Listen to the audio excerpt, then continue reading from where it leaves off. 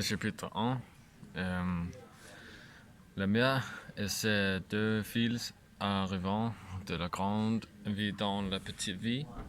Ils ont fui dans la petite vie parce que leur mère ne peut plus subvenir aux besoins de ses enfants.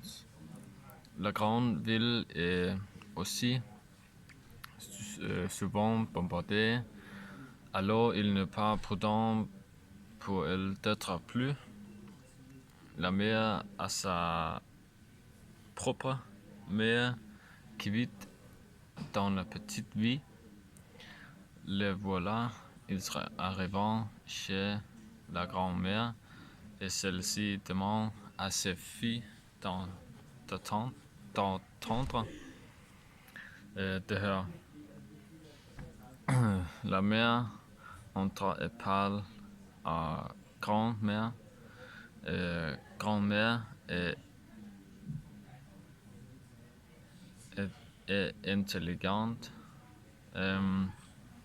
Peut-être que se passe que sa mère n'a pas parlé à sa grand-mère depuis 10 ans. La mère demande si ces deux fils ne sont pas autorisés à venir vivre avec elle pour survivre. Grand-mère hésite un peu mais dit oui. La mère retourne ensuite dans la grande vie. Le chapitre 18. Après un long moment, sa mère rentre dans la petite vie, mais elle n'est pas seule. Elle a un nouveau mari et un enfant avec lui.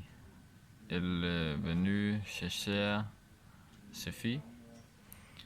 Ses filles ne la veulent pas. Ils s'amènent être avec grand-mère. La mère leur ordonne de venir avec elle, mais ils ne veulent pas. La mère demande à un officier de les emmener avec eux. L'officier s'approche des filles, mais ils s'enfuient. Il donnait un coup de pied à l'agent dans la tête et disant qu'ils ne veulent pas. La mère leur demande maintenant de venir,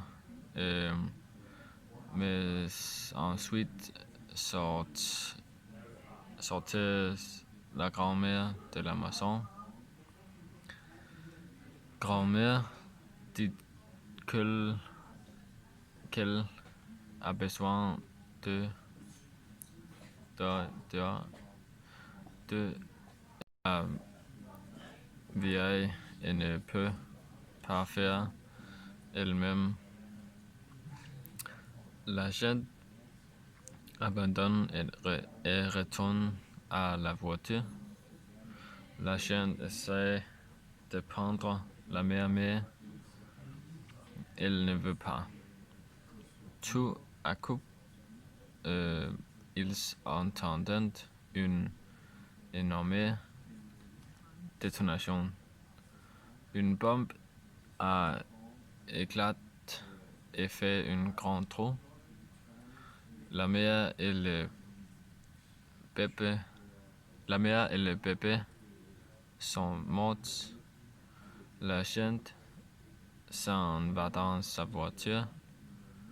La grand-mère et les fils enterrent la mère et le bébé dans le trou de la bombe.